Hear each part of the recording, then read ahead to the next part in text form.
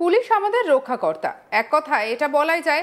মানে police duty করে বলেই আপনি আমি সেফভাবে থাকতে পারি।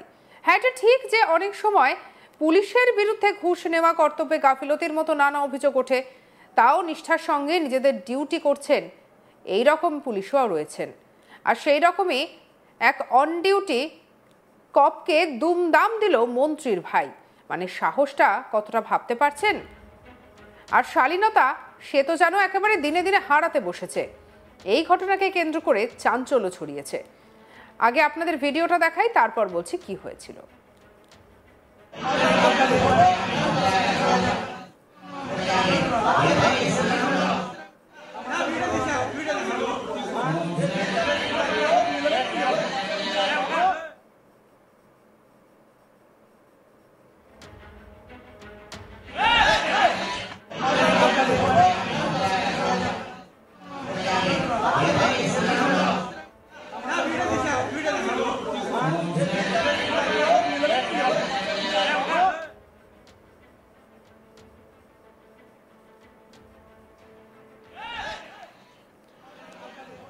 ভিডিও দেখে বুঝতেই পারলেন যে এই ঘটনাটি আমাদের রাজ্যে ঘটেনি, ঘটেছে অন্ধ্রপ্রদেশের তিরুপতিতে।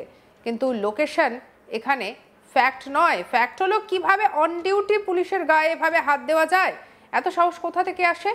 বুধবার অন্ধ্রপ্রদেশের নান্দিয়াল জেলায় একটি অনুষ্ঠানে, উদ্বোধন অনুষ্ঠানে সড়ক এবং ভবন মন্ত্রী বিসি জনার্দন রেড্ডির ভাই জনসমক্ষে একজন অন ডিউটি পুলিশ কনস্টেবলকে চড় মারেন। ক্যামেরায় সেই ভিডিও ধরা পড়ার পর সাধারণের মধ্যে ক্ষোভ সৃষ্টি হয়। যদিও পরে মন্ত্রীর গুণধর ভাইকে গ্রেপ্তার করা হয়। ঘটনার ভিডিও পরে বিভিন্ন সোশ্যাল মিডিয়া প্ল্যাটফর্মে ভাইরাল হয়। আপনাদের আবারও দেখাবো সেই ভিডিও।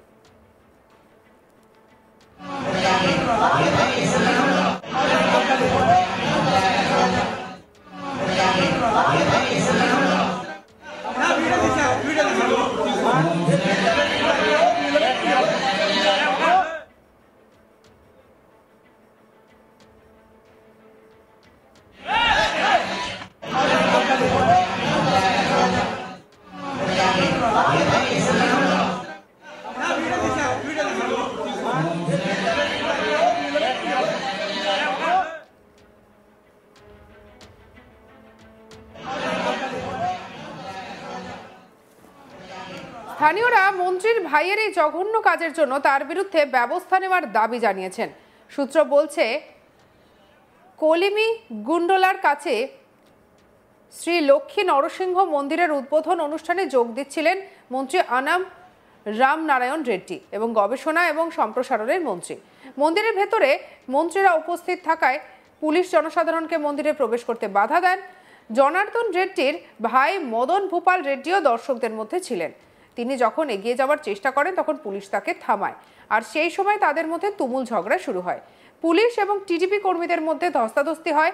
তখন ভূপাল রেড্ডি ক্ষিপ্ত হয়ে কর্তব্যরত সশস্ত্র রিজার্ভ কনস্টেবলকে চড় মারেন। আর এই অফিসারের নাম হচ্ছে যশবন্ত। চড় মারার ঘটনার ভিডিও ভাইরাল হওয়ার সঙ্গে সঙ্গে জনার্দন রেড্ডি একটি বিবৃতি জারি করে এটিকে দুর্ভাগ্যজনক ঘটনা বলে অভিহিত করেন। তিনি আরও বলেন যে তিনি পুলিশকে মামলা দায়ের করতে এবং দোষীদেরকে গ্রেপ্তার করতে বলেছেন। তার কথায় এই সরকার কখনোই এই ধরনের শৃঙ্খলাহীনতা এবং উগ্র আচরণকে সহ্য করবে না। কর্তব্যরত পুলিশ কনস্টেবলকে আক্রমণ করার জন্য ওই ব্যক্তি, জড়িত ব্যক্তি যেখানেই থাকুক না কেন, আইনি পরিণতির মুখোমুখি হতে হবে তাকে। তবে অন্ধ্রপ্রদেশের যে এই ধরনের ঘটনা প্রথম ঘটেছে তা একেবারেই নয়।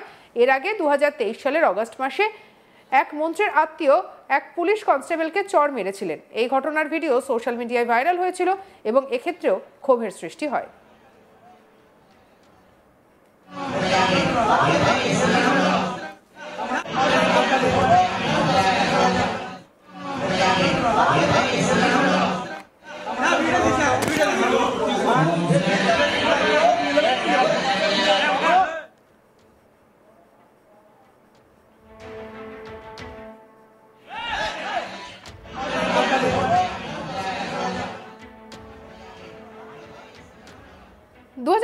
সালে পুলিশ কর্মকর্তাদের ওপর চোরা কারবারিরা গুলি চালিয়েছিল। যদিও পরে অপরাধীদের ধরা সম্ভব হয়েছিল, তবে স্বাভাবিকভাবে এমন একটা ঘটনায় নিন্দার ঝড় উঠেছে।